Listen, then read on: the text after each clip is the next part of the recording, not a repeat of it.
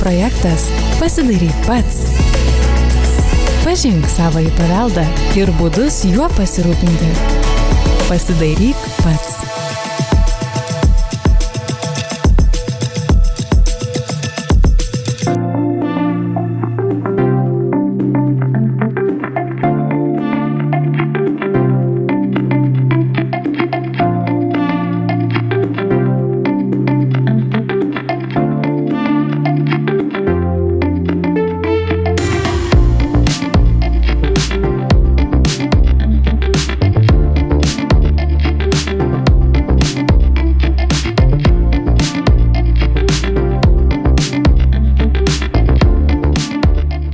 Vandens nuvedimo sistema yra gyvybiškai svarbi kiekvienam pastatui.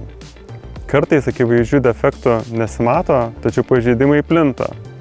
Šį kartą mes susipažinsime su būdingiausiamis lietlavių įrengimo klaidomis. Pirma, neteisinga padėtis stogo atžvilgiu.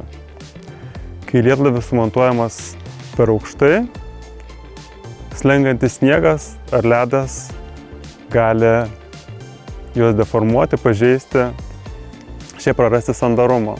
Šiuo atveju rekomenduojama juos nuleisti, o jei nepavyksta, sutvirtinti papildomais laikikliais.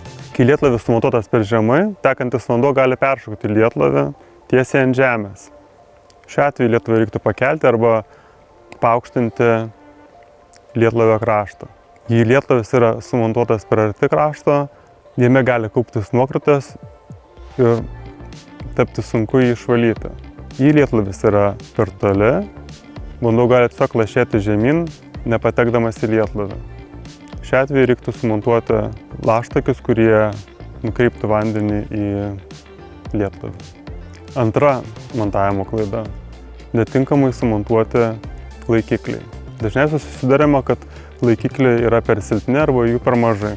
Šiuo atveju lietlaviai deformuojasi, išsilanksto, prarandamas reikiamas nuolydis link įlajos. Rekomenduojama laikiklius tvirtinti kas 50-80 cm, taip pat sumontuoti papildomus laikiklius ties lietlavio jungtimis ir stogo kampuose. Trečia montavimo klaida – netinkamas lietlavio nuolydis.